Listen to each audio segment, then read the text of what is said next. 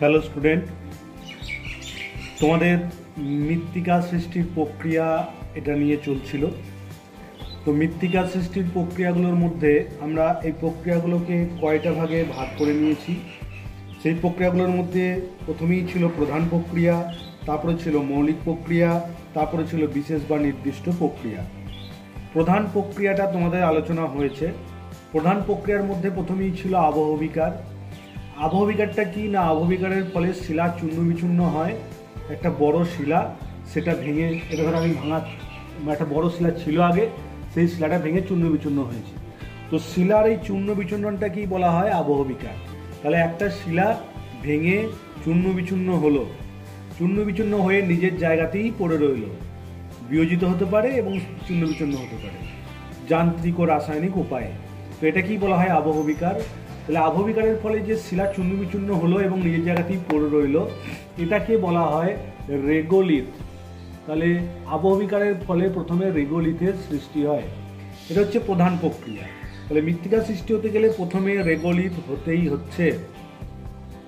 Regolith হওয়ার পর এবার শুরু হবে মৌলিক প্রক্রিয়া। বিশেষ প্রক্রিয়া রেগোলিথ। 2 নম্বর হচ্ছে বি হচ্ছে মৌলিক প্রক্রিয়া। মৌলিক প্রক্রিয়ার মধ্যে এটা আবার কয়েকটা পদ্ধতিতে ঘটে থাকে। প্রথমেই আছে সংযোজন। সংযোজন মানে হচ্ছে যুক্ত হওয়া। আবহবিকারের ফলে যে রেগোলিথটা তৈরি হয়েছে, এই রেগোলিথের সঙ্গে কিছু যুক্ত হয়। কি যুক্ত হয়?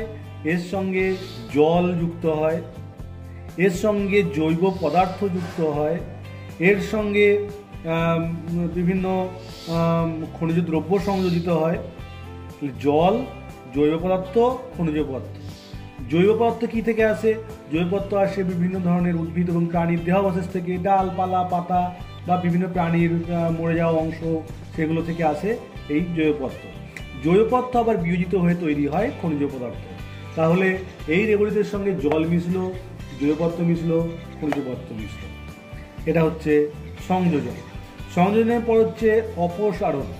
ভেঙে যাওয়ার পর এই শিলাখণ্ডগুলো তো এক জায়গাতে পড়ে থাকে না, এই শিলাখণ্ডগুলো যখন ধরো বৃষ্টিপাত হবে বা বায়ুপ্রবাহ হলো, ঝড় হলো, যদি হিমবাহ হয় হিমবাহ দ্বারা, যদি সমুদ্র তরঙ্গের দ্বারা এক স্থান থেকে অন্য স্থানে অপসারিত হয়। তো এটাকে বলা হয় অপসারণ। তাহলে এই অপসারণ হলে কি হবে? মাটির মধ্যে থাকা জৈব পদার্থ জারণ ঘটতে পারে। জারণ ঘটে জল ও কার্বন ডাই অক্সাইড উৎপন্ন হবে, যেগুলো বায়ুমণ্ডলে মিশে যায়। তাহলে সংযোজন হলো আর অপসারণ হলো। অপসারণের পরে রূপান্তর। রূপান্তর মানে নিশ্চয়ই বোঝো, এক অবস্থা থেকে আর একটা অবস্থাতে পরিণত হওয়া। কি একটা অবস্থা থেকে আরেকটা অবস্থায় পরিণত হয়? জৈব পদার্থ। এর সঙ্গে যে জৈব পদার্থটা মিশে ছিল, সেই জৈব পদার্থ মানে উদ্ভিদের ডালপালা, প্রাণী দেহর অংশ, এগুলো কি হয়? এগুলো যখন আবার জৈব পদার্থটা প্রথমে কিসে পরিণত হয়? কিসে পরিণত হয়? হিউমাসে পরিণত হয়।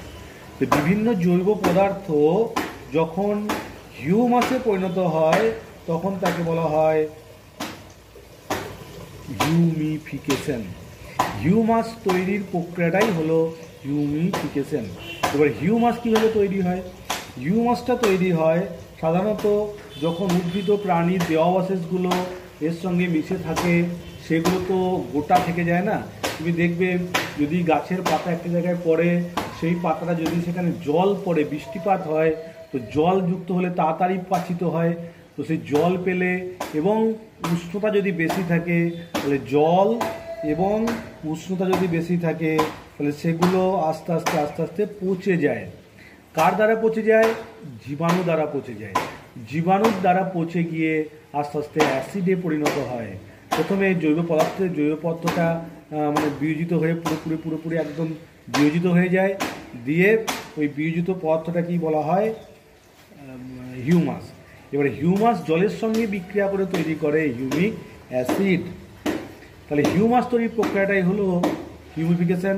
এবার এই হিউমিফিকেশন বিভিন্নভাবে ঘটতে পারে, কারণ সব জলবায়ু অঞ্চলে তো আর উষ্ণতা, জল বা বিভিন্ন খনিজ পদার্থের পরিমাণ এক নয়। তার উপর ভিত্তি করে হিউমিফিকেশন বিভিন্ন ধরনের হয়।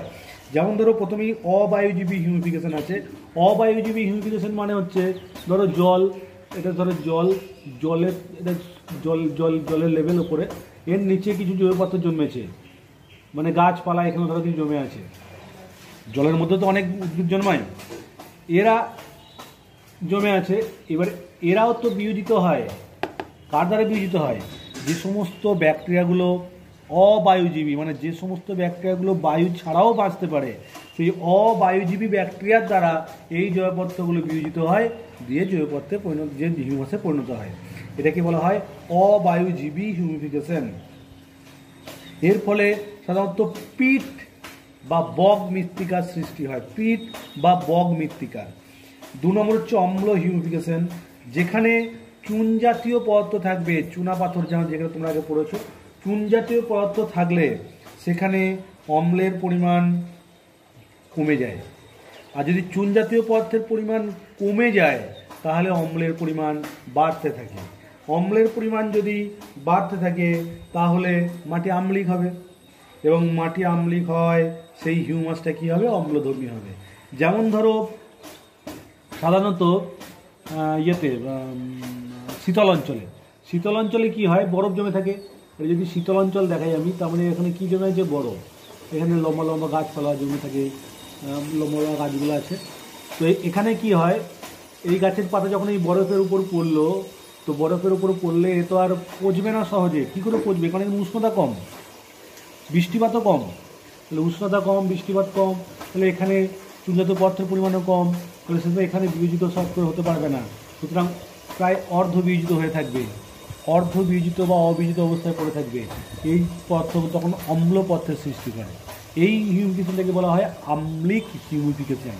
এই আম্লিক হিউমিফিকেশন প্রক্রিয়া দেখা যায় সাধারণত পর্জল মৃত্তিকায়। এই শীত প্রধান অঞ্চলে যে মাটি দেখা যায় তাকে বলা হয় পর্জল মাটি। এবার হচ্ছে মরুপ্রায় অঞ্চলে হিউমিফিকেশন। মরুপ্রায় অঞ্চল মানে সেটা পুরোপুরি মরুভূমি নয়, কিন্তু আবার খুব আর্দ্রও নয়। যেমন হচ্ছে তৃণভূমি অঞ্চলগুলো। তৃণভূমি অঞ্চলে বৃষ্টিপাত খুব কম হয়, কিন্তু বৃষ্টিপাত একবারে হয় না এমনটা নয়, মাঝে মাঝে হয়। তাহলে সেখানে বৃষ্টিপাতের পরিমাণ কম, মানে না মরুভূমি না আবার আর্দ্র অঞ্চল, মানে তৃণভূমি অঞ্চল যেটা সেটা মরুপ্রায় অঞ্চলের মধ্যেই পড়ে। তো স্টেপ ও প্রেরি তৃণভূমি অঞ্চলে ওখানে জৈব পদার্থের সঞ্চয়ের পরিমাণ বেশি হয়। তৃণভূমি অঞ্চলে কি হয়?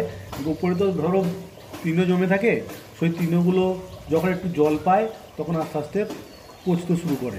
তো পচে গিয়ে ওই মাটির ওপরের স্তরেই প্রচুর পরিমাণে জৈব পদার্থটা সৃষ্টি করে, বা তার একটু নিচে অধস্তরে প্রচুর পরিমাণে মাটির জৈব পদার্থের পরিমাণ সৃষ্টি করে। তো এখানে সাধারণত মরুপ্রায় অঞ্চলেও হিউমিফিকেশন দেখা যায়। আর একটা হচ্ছে আর্দ্র ক্রান্তীয় অঞ্চলে হিউমিফিকেশন। আর্দ্র ক্রান্তীয় অঞ্চল মানে আমরা যে অঞ্চলে বাস করি সেটা ক্রান্তীয় অঞ্চল। এখানে যখন বর্ষাকাল আসে, বর্ষাকালে এই জৈব পদার্থগুলো খুব তাড়াতাড়ি বিয়োজিত হয়, কারণ জল পায় এবং উষ্ণতাও থাকে। তো এইখানে যখন বিয়োজিত হয় তখন সেটা হচ্ছে আর্দ্র অঞ্চলের হিউমিফিকেশন। তো হিউমিফিকেশন যখন ঘটছে, হিউমিফিকেশন ঘটার পর সেই হিউমাস বায়ুর, তাহলে প্রথমে কি তৈরি হলো? মাটির উপরে হিউমাস তৈরি হলো। এই হিউমাস যখন এবারে ধরো আমি মাটির এটা দেখাচ্ছি, মাটি, এখানে এই হিউমাস তৈরি হয়েছে, এগুলো গাছ দেখাচ্ছি মাটির উপরে, এইখানে ধরো হিউমাস তৈরি হয়েছে, এটা হিউমাস। এই হিউমাস এবার আস্তে আস্তে অক্সিজেন দ্বারা জারিত হয়। কার দ্বারা জারিত হয় বললাম, ওর জন্য মনে থাকে অক্সিজেন দ্বারা। অক্সিজেন দ্বারা এই হিউমাসটা জারিত হয়ে কি তৈরি করে? জল তৈরি করে, কার্বন ডাইঅক্সাইড তৈরি করে, আর বিভিন্ন হিউমাস গঠনকারী খনিজ পদার্থের তৈরি করে। জল আর কার্বন ডাইঅক্সাইড বায়ুতে মিশে গেল, শুধুমাত্র কী বয়ে এলো? খনিজ পদার্থ। তাহলে এই হিউমাস ভেঙে গিয়ে এখানে কি তৈরি হবে? আস্তে আস্তে বিভিন্ন খনিজ পদার্থ তৈরি হবে। আমি দেখিয়ে দিচ্ছি এখানে ধরো বিভিন্ন খনিজ পদার্থ, ক্যালসিয়াম, ম্যাগনেসিয়াম, পটাশিয়াম, সোডিয়াম, এরকম বিভিন্ন খনিজ পদার্থ তৈরি হলো। এই যে হিউমাস থেকে খনিজ পদার্থ তৈরি হওয়ার প্রক্রিয়া, কী বলা হয়? খনিজকরণ। তাহলে প্রথমে হিউমাস তৈরি হলো, হিউমাস থেকে আবার বিভিন্ন অক্সিজেন দ্বারা জারিত হয়ে কি তৈরি করলো? বিভিন্ন খনিজ পদার্থ। এটা হচ্ছে খনিজকরণ। এবার হচ্ছে স্থানান্তর। তাহলে রূপান্তর হয়ে গেল। রূপান্তর কী কী হলো? প্রথমে হিউমাস হলো, তারপরে খনিজ পদার্থ হলো, খনিজকরণ, দুটো প্রক্রিয়ায় হলো। এবার হচ্ছে স্থানান্তর। স্থানান্তর মানে হচ্ছে, তাহলে এখানে কি তৈরি হলো? এই পদার্থগুলো রয়ে গেল, কিন্তু কি রয়ে গেল? বিভিন্ন খনিজ পদার্থ। এবার ধরো, আচ্ছা মাটির একটা স্তর বলে দিই, মাটির প্রথমে সাধারণত থাকে এ স্তর, তারপরে বি স্তর, তারপরে সি স্তর। এই গোটাটা হচ্ছে এ, এটা হচ্ছে এ, এটা হচ্ছে বি, এটা সি। এটা আমি সাধারণভাবে বললাম, আরও অনেক স্তর আছে, যদি পুঙ্খানুপুঙ্খ বিচার করি তখন আরও অনেক স্তর পাওয়া যাবে, সেটা বাদ দিলাম। সাধারণভাবে এবিসি দেখা যায়। তার মানে এইখান থেকে এতটা মৃত্তিকা তৈরি হয়েছে। তাহলে মৃত্তিকাটা কী থেকে তৈরি হয়? রেগোলিথ। তার নিচে কি আছে? এই পাথর, পাথর আছে। ধরো যখন একটা পাথর ভাঙে তখন গোটাটা তো আর ভাঙে না, এই পাথরটা ভেঙে প্রথমে এখানে টুকরো টুকরো হয়েছিল, সেই দেখালাম প্রথমে এই রেগোলিথটা, এইখানে ধরো প্রথমে রেগোলিথটা হয়েছিল। এই রেগোলিথটা হওয়ার পর বিভিন্ন প্রক্রিয়ায় এখানে মাটির স্তর সৃষ্টি হয়েছে, তিনটে এবিসি স্তর সৃষ্টি হয়েছে। এই সি স্তরটা আবার মানে কিছুটা পাথর আছে এরকম মাটি, মানে পুরোপুরি মাটি হয়নি। এখানটা একদম পুরোপুরি মাটি তৈরি হয়ে গেছে, এখানটাও মোটামুটি ভালো তৈরি হয়েছে। এই জায়গাটা না না মাটি না পাথর, মানে কিছুটা মানে এরকম ভেঙে পড়ে আছে, আর এটা তো পুরোপুরি পাথর। এবার প্রক্রিয়াটা বুঝতে পারছো? দেখো প্রথমে এটা যে পাথর ছিল গোটাটা, এটা গোটা পাথর ছিল, তারপরে এখানে গোটাটা ভেঙেছিল, ভাঙার পরে ভাঙা অংশ যে কিছু পড়ে রয়েছে, আর ওপরের অংশটা মাটি তৈরি হয়েছে, দিয়ে এবিসি তিনটে স্তর প্রধান তৈরি হয়। এবার এইখানে যে জৈবপদার্থগুলো খনিজ পদার্থ তৈরি হলো, বৃষ্টি পড়ছে, ধরো বৃষ্টির জল যখন পড়বে তখন কী হবে? এইগুলো কী হবে? এক স্থান থেকে নিচে ওপর থেকে নিচে দিকে নিচে নেমে আসবে। যখন জল পড়বে, জল পড়লে তো এই পদার্থগুলো আস্তে আস্তে নিচের দিকে যাবে চুঁয়ে চুঁয়ে। এই যাওয়ার প্রক্রিয়া দুটো নামে পরিচিত। এই যে ধরো এখানে প্রথমে এ স্তরের যে বিভিন্ন এই পদার্থগুলো রয়েছে, সেগুলো আসছে কোন স্তরের দিকে? বি স্তরের দিকে আসছে। বি স্তরের দিকে স্থানান্তরের প্রক্রিয়া, এটা যেন মনে থাকে, আমি লিখলাম টার্মটা স্থানান্তর। স্থানান্তরের প্রক্রিয়াটাকে বলা হয় এলুভিয়েশন। স্থানান্তরটা হচ্ছে এলু, আমি এ লিখলাম এলু। স্থানান্তরের প্রক্রিয়াটা হচ্ছে এলুভিয়েশন। এ যতটা না যেগুলো চলে, এলুভিয়েশন, আমি এলু লিখে দিলাম। এগুলো স্থানান্তরিত হয়ে কোথায় যাচ্ছে? এই বি স্তরে এসে জমছে। কি হচ্ছে বি স্তরে? তাহলে জমছে মানে সঞ্চিত হচ্ছে। সঞ্চিত হলে তখন হয়ে যায় ইলুভিয়েশন। আমি ইলুটা লিখলাম, ভিয়েশনটা লিখে নিই। তাহলে এবার বুঝতে পারছো, এই যে জৈবপদার্থ যে খনিজ পদার্থ তৈরি করলো, সেগুলো আবার জলের দ্বারা বাহিত হয়ে নিচের দিকে স্থানান্তরিত হয়। স্থানান্তরিত হওয়ার প্রক্রিয়াটা হচ্ছে এলুভিয়েশন। আর স্থানান্তরিত হয়ে কোথায় জমা হচ্ছে? বি স্তরে। আর বি স্তরে সঞ্চিত হওয়ার প্রক্রিয়াটাকে বলা হয় ইলুভিয়েশন। তাহলে এ স্তরে কি ঘটছে? স্থানান্তর, মানে কি ঘটছে? এলুভিয়েশন। এ স্তরে যেহেতু এলুভিয়েশন ঘটছে, সেই জন্য এ স্তরটার নাম হলো এলুভিয়েটেড স্তর, আর এই স্তরটাকে বলা হয় ইলুভিয়েটেড স্তর। একটা এ, একটা এলু মানে ই দিয়ে নাম, আর একটা ইলু ই আই দিয়ে নাম, দুটো স্তর। তাহলে এটা হচ্ছে স্থানান্তরের প্রক্রিয়া, এলুভিয়েশন আর ইলুভিয়েশন। তাহলে এলুভিয়েশন প্রক্রিয়ায় পদার্থগুলো নিচের স্তরে আসছে, তাহলে এখানে পদার্থগুলো আস্তে আস্তে কী হবে? এখানে চলে আসবে, তাহলে খনিজ শূন্য হয়ে যাবে স্তরটা আস্তে আস্তে। আর বি স্তরে কী হচ্ছে? এই পদার্থগুলো জমা হচ্ছে, তাহলে কী হবে? খনিজ পূর্ণ হবে। এটা হচ্ছে এর মধ্যে পার্থক্য। তাহলে আমাদের প্রথমে ছিল মৌলিক প্রধান প্রক্রিয়া, তারপরে যে প্রক্রিয়াগুলো তোমাদের এখনই বললাম সেগুলো হচ্ছে মৌলিক প্রক্রিয়া। মৌলিক প্রক্রিয়ার পরে হচ্ছে বিশেষ বা নির্দিষ্ট প্রক্রিয়া, সি। তাহলে এটা এ দেখিলাম, দেখানো হয়ে গেল, এটা হচ্ছে বি। এবার সি হচ্ছে বিশেষ বা নির্দিষ্ট প্রক্রিয়া। বিশেষ বা নির্দিষ্ট প্রক্রিয়ায় কি হয়? এই প্রক্রিয়ায় সাধারণত কোনো নির্দিষ্ট জলবায়ু অঞ্চলে কোনো নির্দিষ্ট বিশেষ বিশেষ প্রক্রিয়ায় মাটি সৃষ্টি হয়, সেই জন্য সেগুলোকে বলা হয় নির্দিষ্ট প্রক্রিয়া। এক একটা নির্দিষ্ট জলবায়ু অঞ্চলে এক এক ধরনের প্রক্রিয়া চলে, কারণ মাটি সৃষ্টির প্রক্রিয়াটা জলবায়ুর উপর নির্ভর করে। জলবায়ু বলতে উষ্ণতার উপর নির্ভর করে, আর্দ্রতার উপর নির্ভর করে, জৈব পদার্থের পরিমাণের উপর নির্ভর করে, অনেক কিছু উপাদানের উপর নির্ভর করে। তোমরা আগে করেছো মাটি সৃষ্টির নিয়ন্ত্রকগুলো। তাহলে বিশেষ প্রক্রিয়া প্রথমে আছে ল্যাটেরাইজেশন। ল্যাটেরাইজেশন প্রক্রিয়ার মধ্যে আমরা ল্যাটেরাইট কথাটা পাচ্ছি। ল্যাটেরাইট, যে অঞ্চলে ল্যাটেরাইট মাটি সৃষ্টি হয় সেটা হচ্ছে ল্যাটেরাইজেশন প্রক্রিয়া তৈরি হয়। তাই ল্যাটেরাইট মাটির সৃষ্টির প্রক্রিয়াটাই হলো ল্যাটেরাইজেশন। কেমনভাবে হয়, কোথায় হয়? সাধারণত জায়গাটা অবশ্যই মনে রাখবে, উষ্ণ আর্দ্র অঞ্চলে, মানে নিরক্ষীয় জলবায়ু অঞ্চল খুব ভালো। নিরক্ষীয় জলবায়ু অঞ্চলে কি হয়? মাটির উপরে সাধারণত প্রচুর বৃষ্টিপাত হয়। নিরক্ষীয় জলবায়ু অঞ্চলের প্রধান বৈশিষ্ট্য কি? সাধারণত প্রচুর বৃষ্টিপাত হয়। এখানে যদি প্রচুর বৃষ্টিপাত হওয়া মানে প্রচুর গাছপালাও জন্মায়। তো এখানে প্রচুর বৃষ্টিপাতের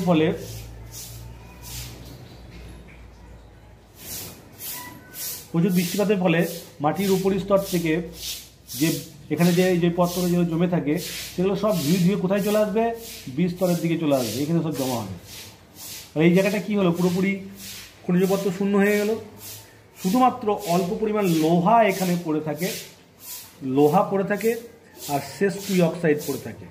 এরা দুটো যুক্ত হয়ে এই অঞ্চলে জমাট বেঁধে ইটের মতো শক্ত লাল রঙের একটা মাটির স্তর সৃষ্টি করে।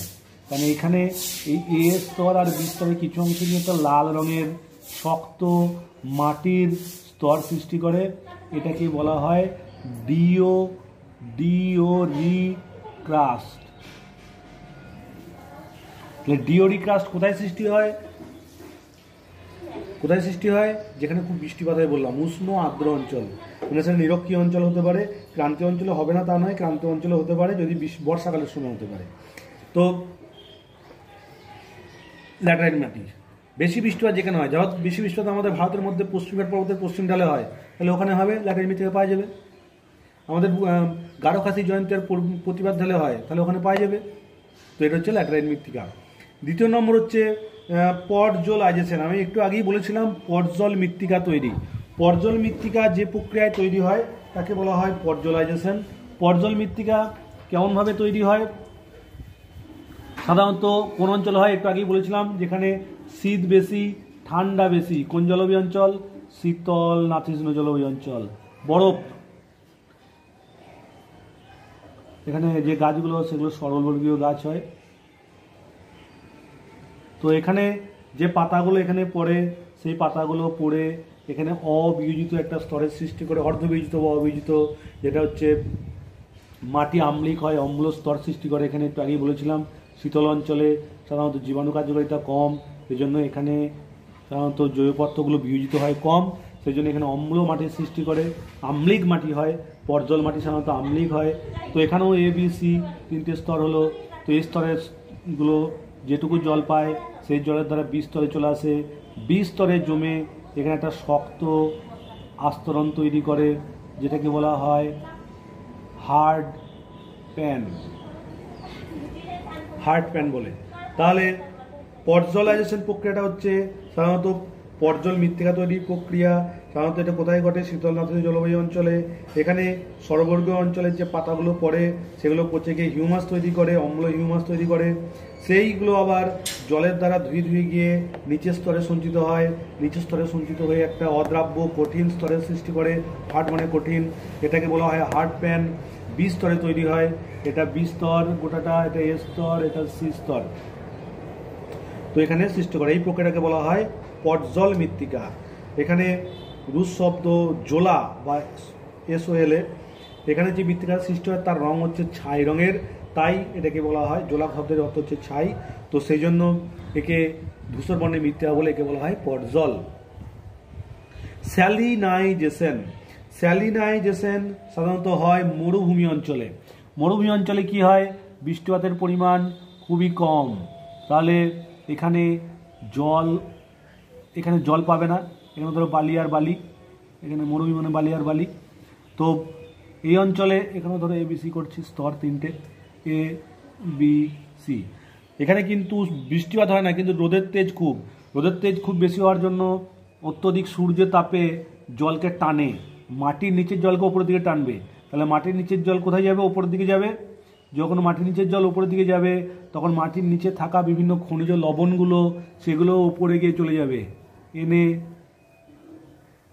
NaMg, এই সমস্ত যে লবণ এরা উপরের দিকে চলে গেল।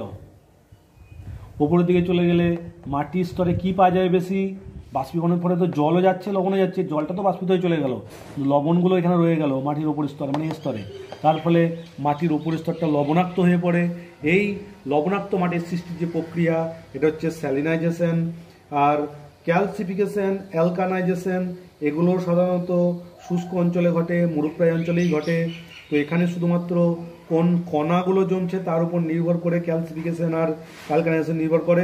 ক্যালসিফিকেশন সাধারণত হয় মরুপ্রায় অঞ্চলে হয়, এখানে জৈব পদার্থ প্রায় থাকে না, আর ক্যালসিয়াম সালফেট ও কার্বন লবণের পরিমাণটা বেশি হয়। আর অ্যালকানাইজেশন, যেটা অ্যালকানাইজেশনের ক্ষেত্রে কি হয়, মাটির মধ্যে ওই ক্যালসিয়াম আর ম্যাগনেসিয়ামের চেয়ে ক্যালসিফিকেশনের ক্ষেত্রে মাটির উপরে সাধারণত ক্যালসিয়াম বেশি দেখা যাবে। আবার যখন অ্যালকানাইজেশন হবে তখন কিন্তু ক্যালসিয়াম আর ম্যাগনেসিয়ামের চেয়ে সেখানে কি পরিমাণ বেশি দেখা যাবে, সোডিয়ামের পরিমাণ দেখা যাবে। সোডিয়ামের পরিমাণ যদি বাড়ে তাহলে মাটি বেশি পরিমাণে ক্ষারীয় হয়ে পড়বে। ক্ষারীয় হয়ে পড়া মানে পিএইচের মান 7-এর থেকে বেশি হয়ে গেল, মানে এখানে ক্ষারীয় মানে প্রায় 9 চলে যায়। তো এই প্রক্রিয়ায় যে মাটির সৃষ্টি হয় এটা হচ্ছে অ্যালকানাইজেশন। এটাও কিন্তু মরুভূমি অঞ্চলেই হচ্ছে। মরুভূমি অঞ্চলে বা মরুপ্রায় অঞ্চলে এখানেও সে বৃষ্টিপাত কম হয়, বৃষ্টিপাত হয় না বলেই চলে, বাষ্পীভবন বেশি হয়।